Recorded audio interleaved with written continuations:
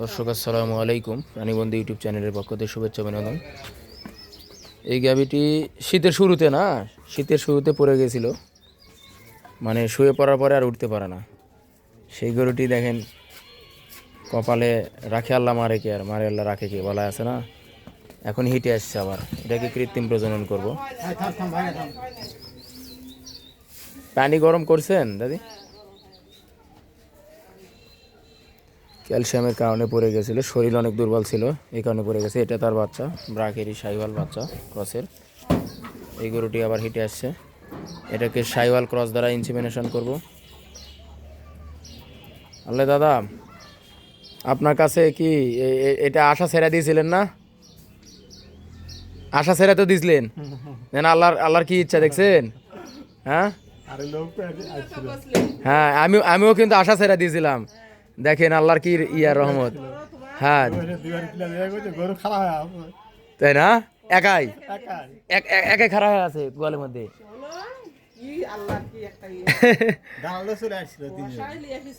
দেখছেন, কষায়ও নিয়ে আসা হয়েছিল। কয় টাকা দাম করেছিল?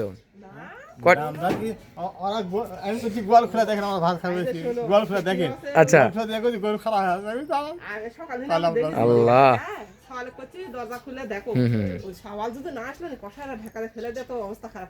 আচ্ছা আচ্ছা আচ্ছা।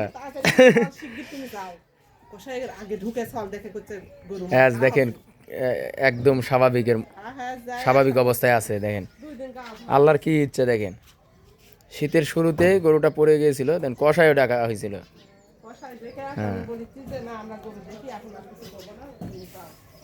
দর্শক, এরকম ভিডিও আপনাদের উপকারের স্বার্থেই দেওয়া হয়। গরু পড়ে গেলেই যে কষায়ের কাছে বিক্রয় করবেন, আসলে ঠিক না।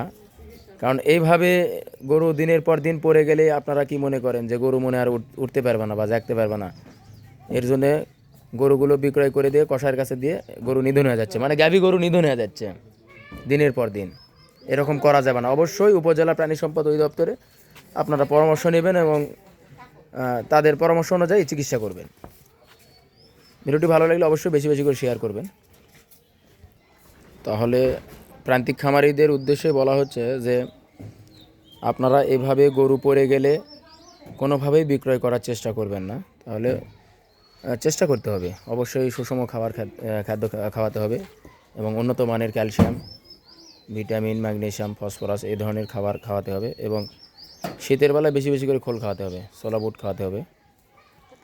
সবাই ভালো থাকবেন, সুস্থ থাকবেন এই প্রত্যাশা করে আমার ভিডিওটি আজকের মতন এই পর্যন্তই। আসসালামু আলাইকুম।